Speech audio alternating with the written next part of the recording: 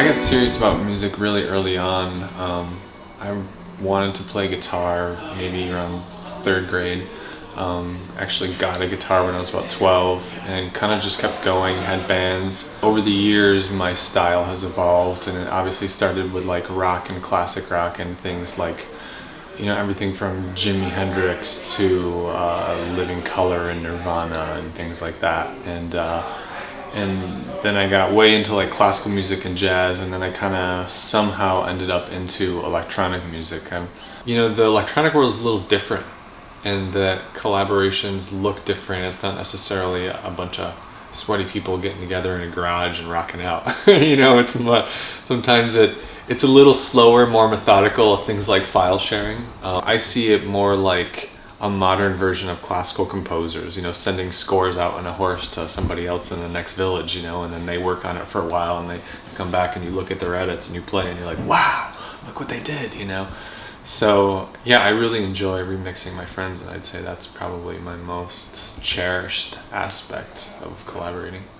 I've always been into, you know, my life, my musical life being my social life. And, you know, from being a kid playing in bars when I was underage till, you know, in my early 20s, I got way into bluegrass and folk music, and that's a very social-based music as well. Like, if you go to like a kegger with your bluegrass friends, there's probably 3 jams there at that house, you know, and each one of them has 10 people, and there's like a beginner jam and an advanced jam, and then so it's, you know, I learned a lot from those people in that community about how there doesn't have to be a separation between your career and your social life, and that they can mingle.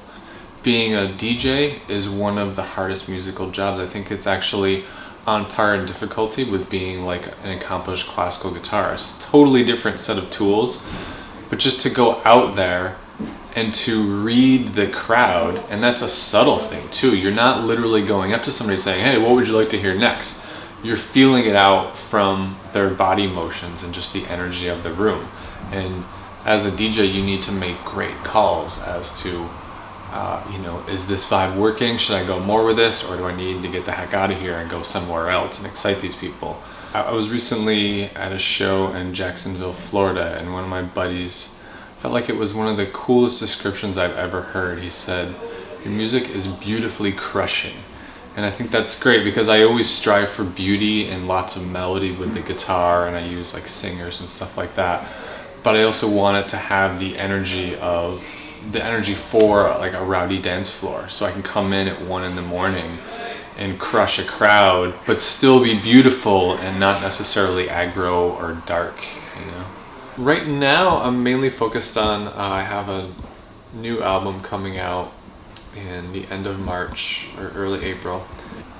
It was kind of funny because when I got off the road for a little bit at the end of, I toured like most of the summer and then well into the mid-fall, then I actually had writer's block for about 3 or 4 weeks. And then it was one of those things where once the dam broke for me around Thanksgiving, and since then I've written like 14 songs. What I see happening with electronic music is it's pretty much almost mainstream now. And dubstep is in commercials. Next year, trap will probably be in commercials. You know, the year after that, hardstyle will be in the commercials. But I think that's actually a really good thing, because what's going to happen is it's going to become so socially known and accepted that it won't be that. What I have hope for is that bigger festivals like Ultra won't just be like hard-hitting electro with kids on drugs that are wearing neon clothes.